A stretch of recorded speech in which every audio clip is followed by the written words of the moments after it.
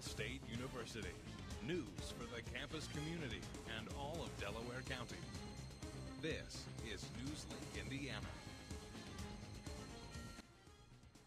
With only 22 days left until Hoosiers head to the polls, things on the campaign trail are starting to heat up. Good evening, I'm Cameron Riddle. And I'm Miranda Gore. Tonight, Indiana U.S. Senate candidates Richard Murdoch and Joe Donnelly took their arguments off the airways and went face-to-face in a debate.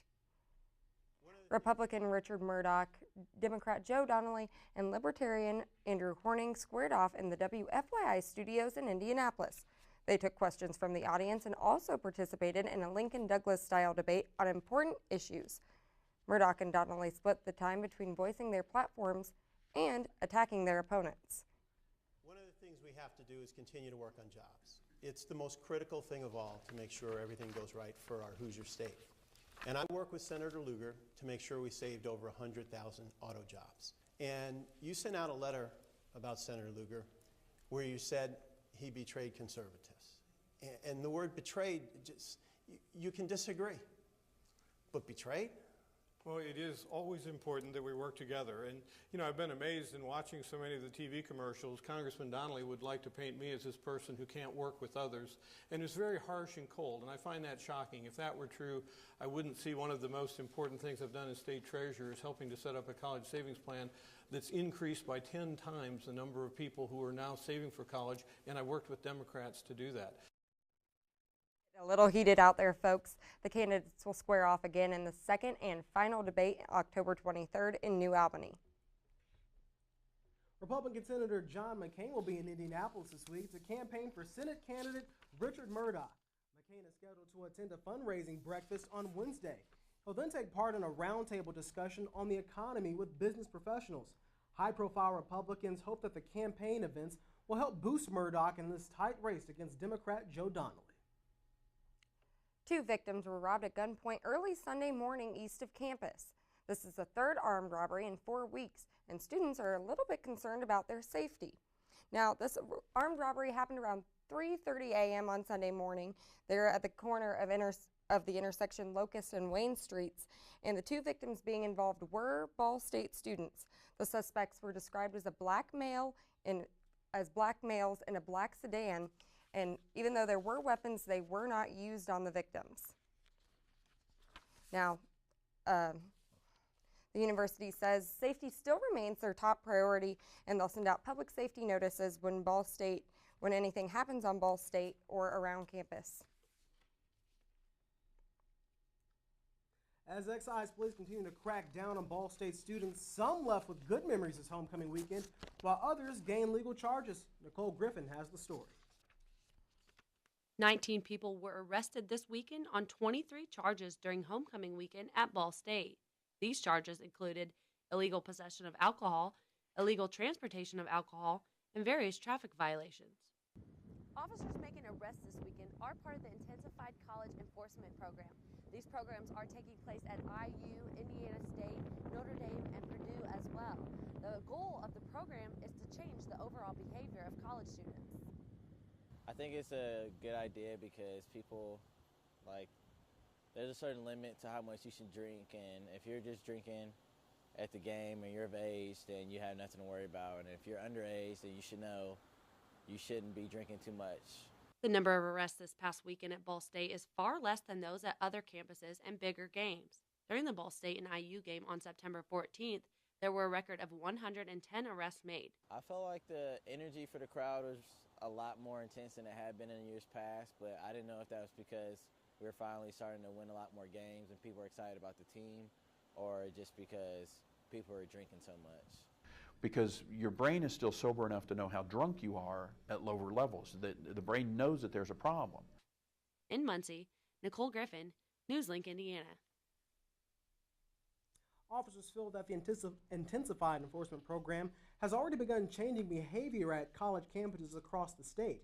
They'll need to collect several years of data before they know how effective the program really is. Well, you know, we were out at homecoming this weekend. We got some rain during the game. I left because I thought it was going to continue to rain. The question is, where was Sam Abbott when I needed him? Well, I don't know where Sam Abbott was then, but I know where he is now. Sam? I'm right here, and I'm going to talk about the current conditions in Muncie. It is currently 46 degrees with a dew point of 45. Winds coming from the northwest at 5 miles per hour, and pressure is rising. If we take a look at our map, which is already up, you can see that clouds are pushing out of Indiana, and we should see a clear night tonight. So what's coming up next? Short warm-up, chance of rain, and our weekend forecast. Back to you guys.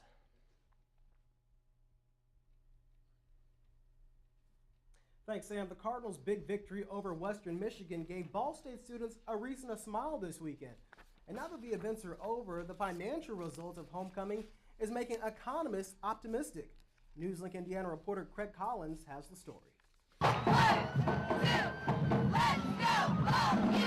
Before the annual Ball State homecoming game could be played, another yearly tradition had to occur, the homecoming parade. While it took the parade less than 90 minutes to travel from downtown Muncie to the Ball State campus, parade chairman for the Homecoming Steering Committee, Amanda Edwards, says that preparation for the event started in February.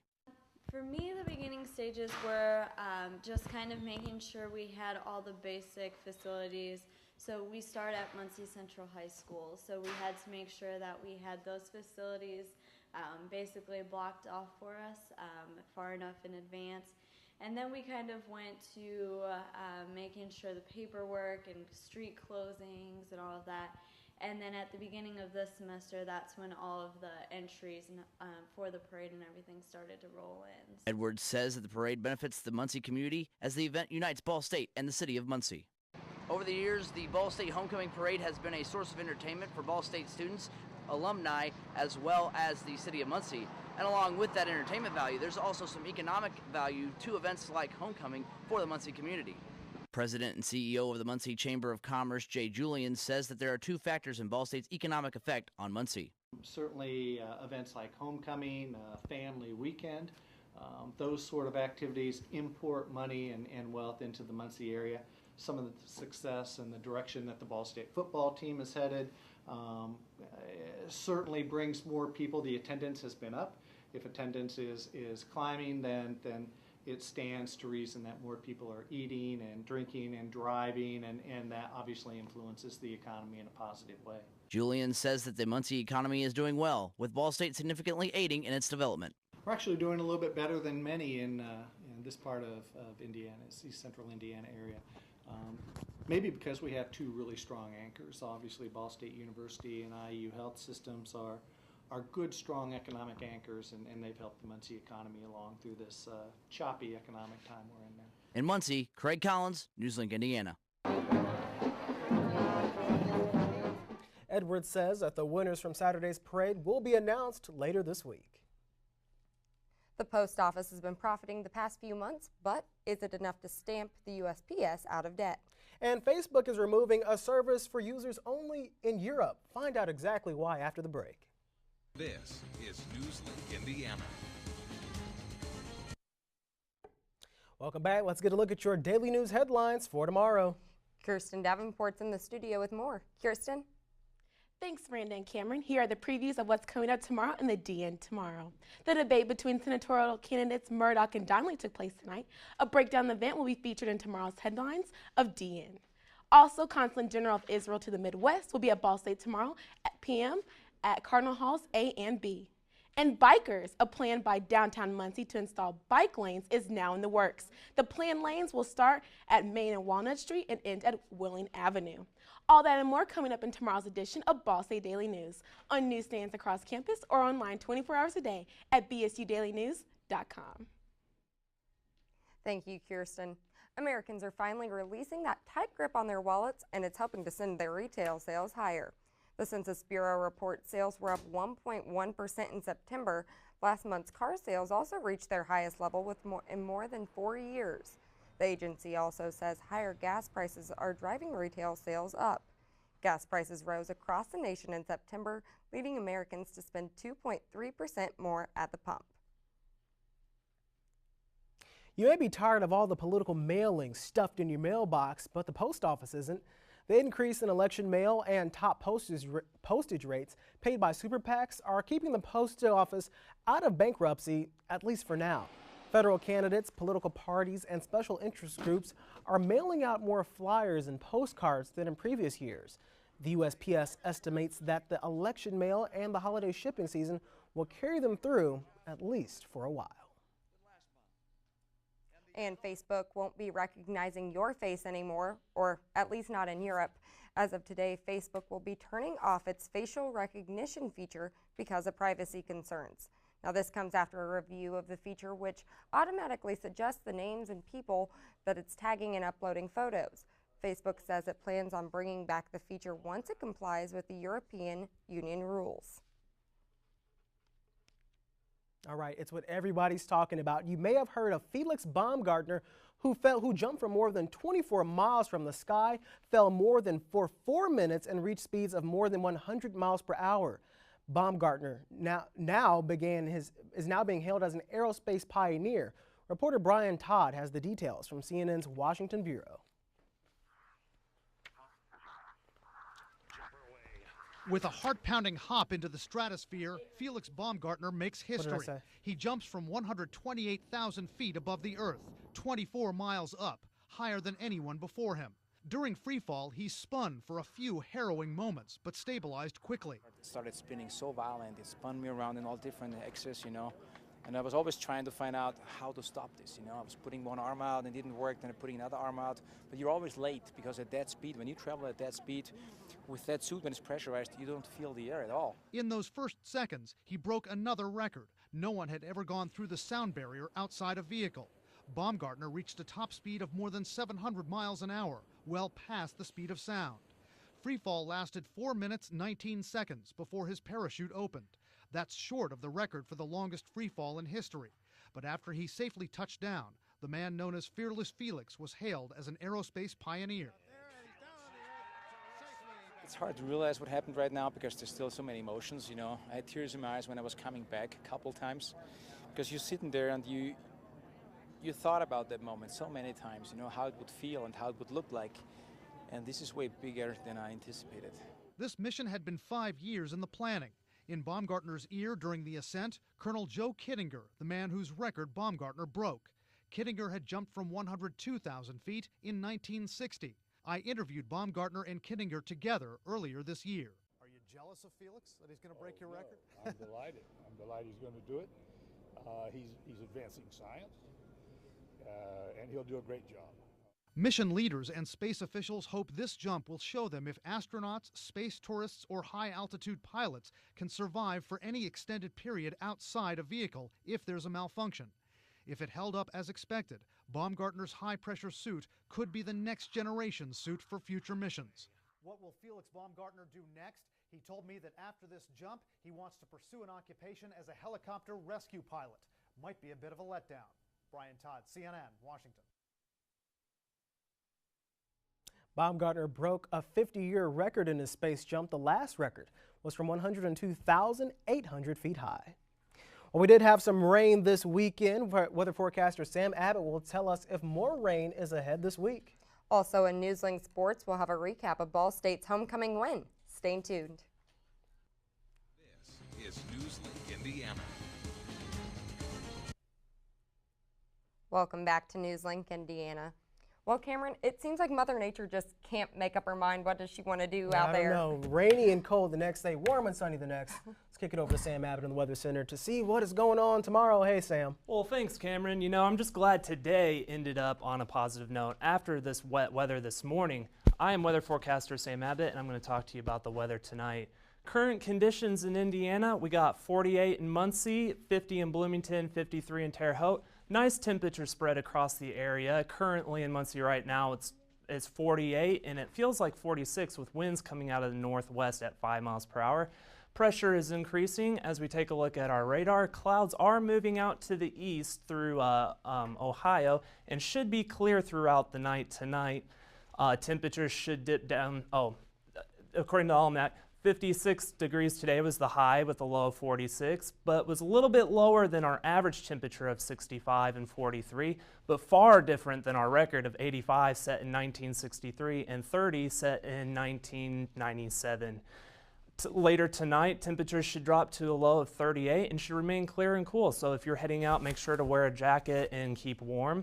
In the morning hours, temperatures will remain around 42, but should go up throughout the day as the sun comes out and should end up being a very beautiful day. 12 o'clock, temperatures should be around 56, and 5 o'clock, temperatures should be around 63. Now I'm going to talk a little bit about the weather on TrueCast. We got a high pressure center in Illinois that should push through Indiana through the evening hours of Monday and on into Tuesday. And temperatures should increase as we are on the western side of this high pressure system, which is going to allow warmer air to be brought up from the south. And as that high pressure moves through, we will see a cold front push through from the west that could bring us our first round of precipitation either late Wednesday night or early Thursday morning.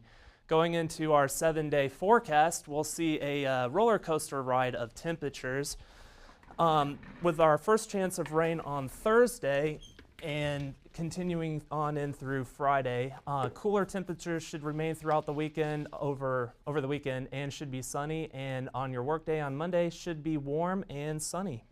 Ups and downs all over that 7-day forecast. Thanks, Sam.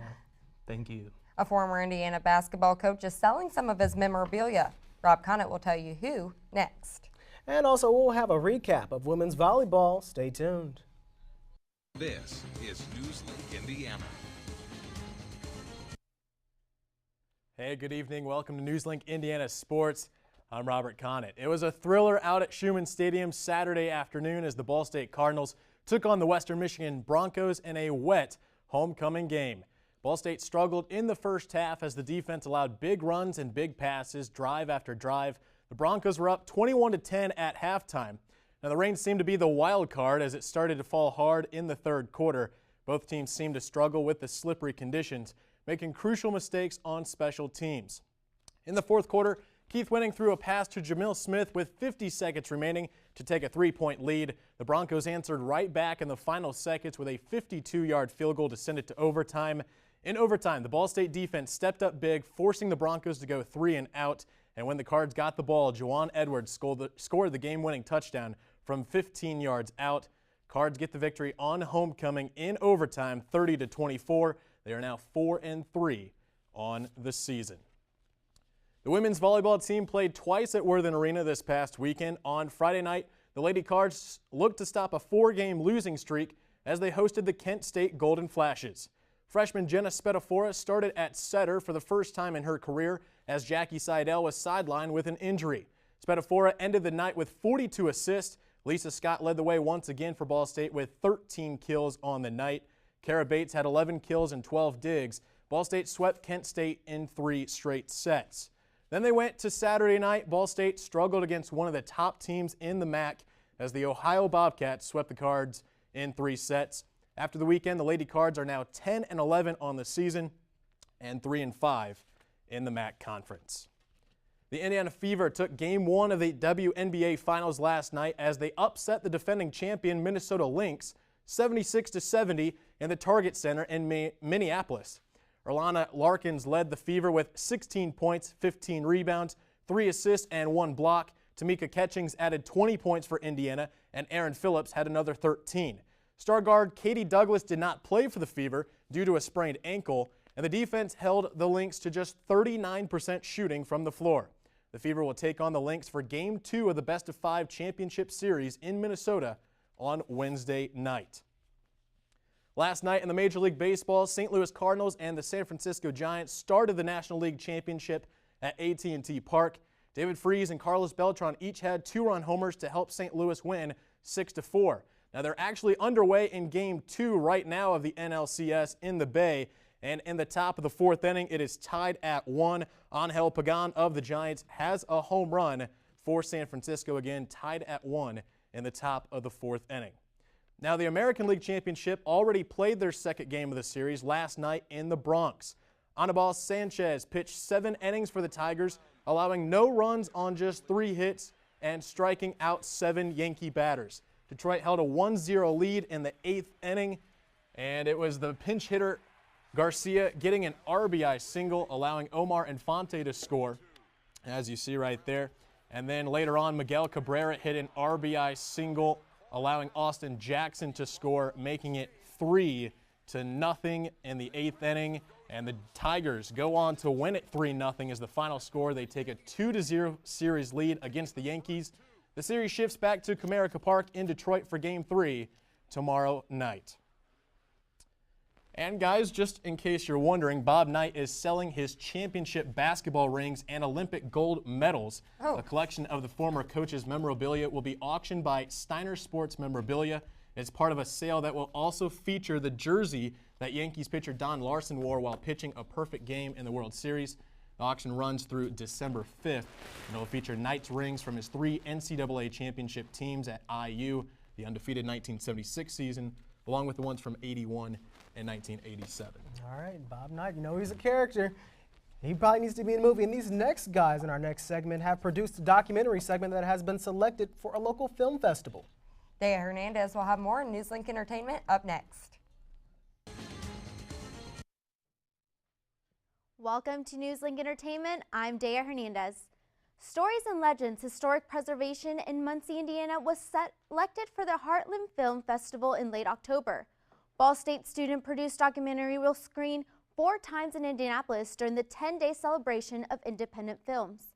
The documentary explores historic preservations while tracing the efforts to restore structures in several Muncie's nationally recognized historic districts.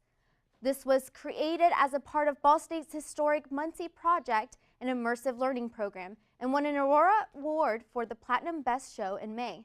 To learn more about the Historic Muncie Project or watch the documentary, visit historicmuncie.org, and to find screening dates, visit trulymovingpictures.org. Live at Birdland will be coming to Emmons Auditorium this Thursday. The event features jazz orchestra, the Birdland Big Band. This musical event recreates the experience from the night at Birdland. The name came from the famous alto saxophone player Charlie Parker, whose nickname was Bird. His compositions, along with others, are featured in the show. Will never feature the New York's best musicians and is directed by one of the world's greatest drummers. The Birdland's Big Band has become a very popular musical attraction. For ticket information, visit the Emmons Auditorium website or call the box office. And don't forget to pick up your tickets for the hilarious musical Menopause. This parody is set to classical tunes from the 60s, 70s, and 80s and will have you cheering and dancing. Don't miss out on what millions of women worldwide will be laughing about for over 10 years. For ticket information, visit the Emmons Auditorium website or call the box office. That's it for NewsLink Entertainment. Back to you guys. And that's going to do it for our newscast tonight. Thank you for tuning in, Delaware County.